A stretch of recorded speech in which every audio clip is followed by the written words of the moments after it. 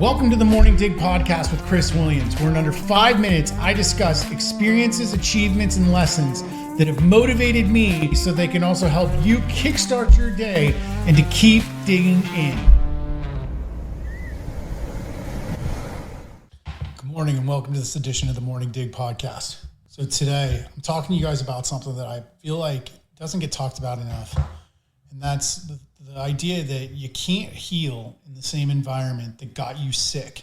So whether that's friends or, for great examples, if you're an alcoholic, going to a bar got you sick, right? Going to places where your number one trigger is to drink probably isn't going to help you heal, at least not right now, not for a while. The same thing can happen with food. When I was in the midst of losing the first 80 pounds, I stayed away from fast food for a long time. I stayed away from restaurants where I had a tendency to overeat or go after a lot of really shitty foods. I stayed out of places where the environment was probably a facet in why I got sick in the first place.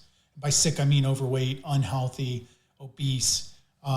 There's a lot of factors, but one of them was the environments I put myself in. And by staying away from those environments, it made that first few months much, much, much easier.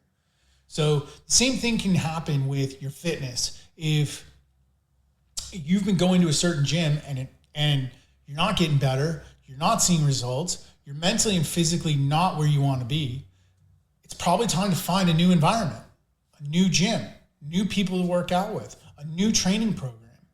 The same thing for food. Like I just mentioned, if you're overweight and you're trying to do a diet, but then continue to go to the same places every day for lunch, at work, and you're just trying to do the healthy version, or you're trying to eat out all the time, but pick healthier choices, like that works. But if you're really overweight and addicted to food, or not even addicted to food, but you have a long way to go to lose the weight you need to be healthy, you need to change your environment. You need to cook more at home. You need to pick new restaurants. If eating out is just a part of what you do, if you're going to eat out at lunch, pick new places to go. Find truly healthy places, or YouTube and social media have a ton of different videos on healthy hacks at restaurants maybe you haven't tried or didn't think you could find healthy foods at.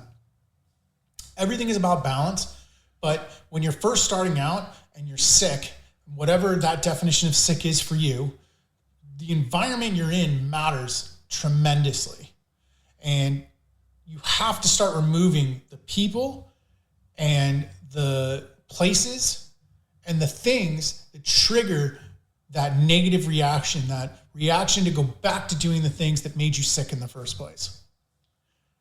It sounds extreme, but I promise you, if you've been trying and struggling and failing time and time again to get healthy or to get well in any way, alcohol, drugs, food, fitness, trying to leave an abusive spouse, whatever it is, your environment that you're in, if you just keep going back to that environment, you're just going to keep getting sucked back in.